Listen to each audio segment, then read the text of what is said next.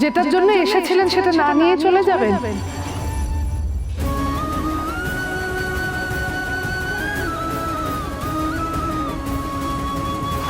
আপনি হোটেল চালান বলছিলেন না?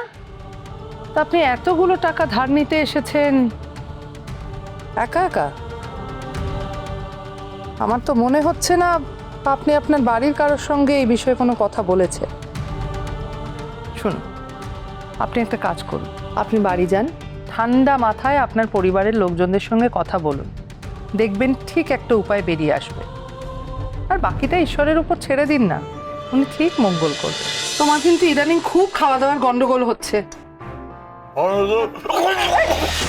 কি হলো?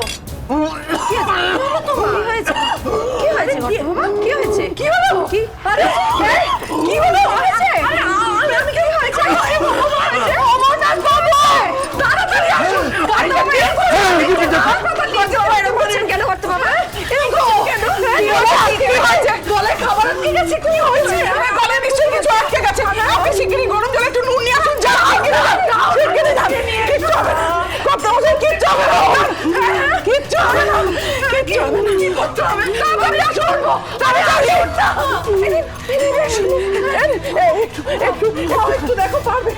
খাও, দেখো ভালো লাগবে। খাও, উনি কি বলছেন দেখো।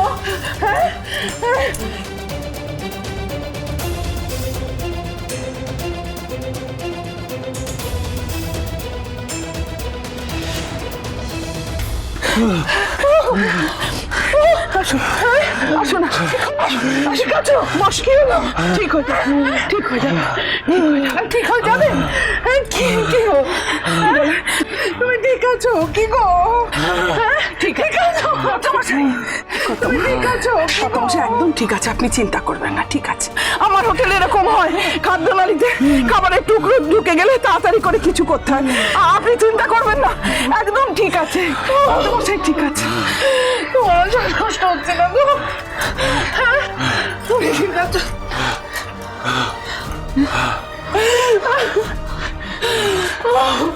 কর্তামা, আমি আসি। এই তুমি একটু কর্তামা সেটি দেখো। আপনি ঠিকই বলেছিলেন, আজকে সর্বহারাদের দান পুণ্যের দিনে একমাত্র আপনি যিনি আমার বাড়ি থেকে খালি হাতে চলে যাচ্ছিলেন। অথচ আজ আপনি না থাকলে কাউকে সাহায্য করার জন্য কখনো কোনো কারণ থাকার প্রয়োজন হয় না, শুধু উদ্দেশ্যটা সৎ হতে হয়।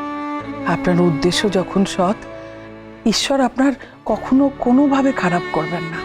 লোকেরা আপনাকে নিয়ে নানা খারাপ কথা রটিয়েছে, সেগুলো এতদিন ধরে আমি বিশ্বাস করেছি, কিন্তু আজ আপনার বাড়িতে এসে সেই সব ধারণা মন থেকে একেবারে মুছে ফেলে ফিরে যাচ্ছি। আপনি ঠিক কথা বলেছেন, ঈশ্বর আমাকে কোনো না কোনো রাস্তা দেখাবেন, ঠিক দেখাবেন। আমি আসি কর্তামা।